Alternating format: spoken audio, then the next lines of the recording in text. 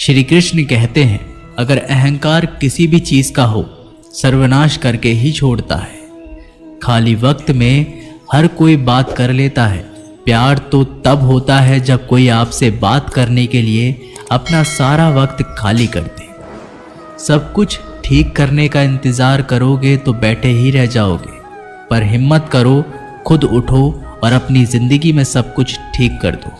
लोग पहचानना भी भूल जाएं, इससे पहले ही अपनी पहचान बना लेनी चाहिए। एक बार एक राजा ने भगवान श्री कृष्ण का मंदिर बनवाया और उसमें मूर्ति की पूजा करने के लिए एक पंडित को रखा।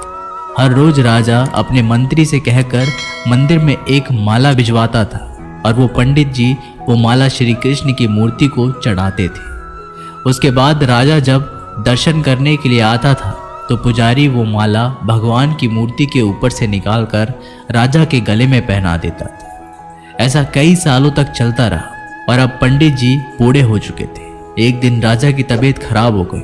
उसने अपने सेवक को कहा कि तुम जाकर पंडित जी को माला दे आओ और उनसे कहो कि आज मेरी तबीयत खराब है, मैं आज मंदिर नहीं आ सकता, तो प्रतीक्षा ना करें। फिर राजा का सेवक वो माला लेकर पुजारी जी के पास गया और पूरी बात बता दी। पुजारी जी ने वो माला मूर्ति को चढ़ाई और सोचने लगे, इतने सालों से ये परंपरा चली आ रही है, लेकिन मैंने कभी भगवान को माला उतार कर खुद ही नहीं पहनी। शायद आज भगवान की इच्छा है कि ये माला मैं पहनूं, इसलिए भगवान ने आज राजा को नहीं भेजा, इसलिए आज अच्छा मौका है, ये माला मैं निकालकर खुद पहन लेता हूँ। फिर उस पंडित ने भगवान की मूर्ति से माला निकालकर खुद पहन ली। इसी बीच में राजा का सेवक दौड़ के पंडित जी के पास आया और पंडित जी से कहने लगा कि राजा जी को ठीक नहीं लग रहा है, उनकी तबीयत और बिगड़ती जा रही है, इसलिए वह प्रभु के दर्शन करना चाहते हैं और वे आ रहे हैं। उनकी सवारी जल्दी अभी मंदिर में आएगी। उन्हें लगा कि ये परंपरा कहीं टूट ना जाए, इसलिए वो आज मंदिर में भी आ रहे हैं। जब पंडित जी को ये बात पता चली तब उन्होंने फटाफट से माला अपने गले से उतारी और जाकर के फिर से भगवान की मूर्ति पर चढ़ा दी। फिर कुछ देर बाद राजा जी वहाँ पर आए और राजा की तरफ पंडित जी ने भगवान के ऊपर से माला निकाली और राजा जी को पहना दी। और अब राजा ने उस माला को देखा तो उस माला के एक सफ़ेद बाल नजर आया। राजा ये समझ गया कि ये बाल पंडित का है। राजा ने पुजारी जी से पूछा, क्या ये माला आपने पहनी थी? इसमें सफ़ेद बाल कहाँ से आया? ये सुनकर पुजारी जी घबरा गए। उन्हें लगा कि अगर ये सत्य बोल दूं तो मुझे राजा दंड देंगे, इसलिए वह पुजारी ने कहा, ये बाल तो श्री कृष्ण का है। राजा को ये बात सुनकर बहुत गुस्सा आया। उन्होंने कहा, तुम झूठ बोल रहे हो, भगवान के कब से सफ़ेद बाल होने लगे?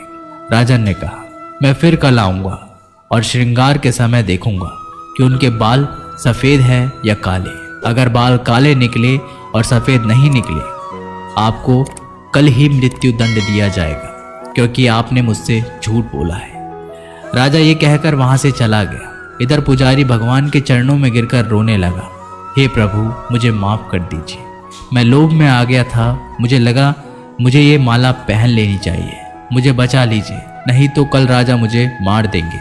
वो पुजारी पूरी रात भगवान के चरणों में गिरकर रोने लगा, विनती करने लगा, प्रभु मुझे बचा लीजिए। अगली सुबह राजा श्रृंगार के समय मंदिर में पहुंचा।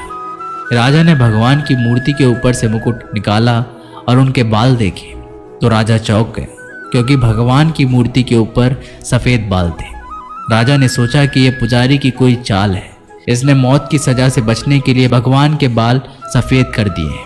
राजा ये बाल असली है या नकली, इसकी जांच करने के लिए बाल तोड़ने लगा। जैसे ही राजा ने कुछ बाल तोड़े तो मूर्ति में से खून की धारा बहने लगी। राजा भगवान के चरणों में गिर गए, क्षमा मांगने लगे और रोने लगे, मुझे माफ़ कर दीजिए। तभी मूर्ति में से एक आवाज़ आई, राजा तूने मुझे सिर्फ मूर्ति माना, इसलिए मैं तुम्हारे लिए सिर्फ एक मूर्ति हूँ।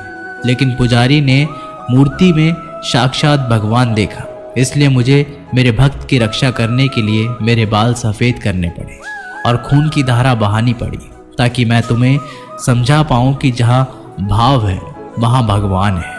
अगर आप वाकई में भगवान का स्मरण करते हैं, उन्हें देखना चाहते हैं, तो आपके अंदर सिर्फ भाव होना चाहिए।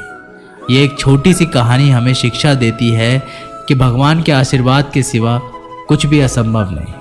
अगर आप सच्चे दिल से भगवान को पुकारते हैं तो भगवान आपकी मदद के लिए ज़रूर आते हैं। दोस्तों, वीडियो अच्छा लगा है तो चैनल को सब्सक्राइब ज़रूर करें और लाइक करें और कमेंट करें।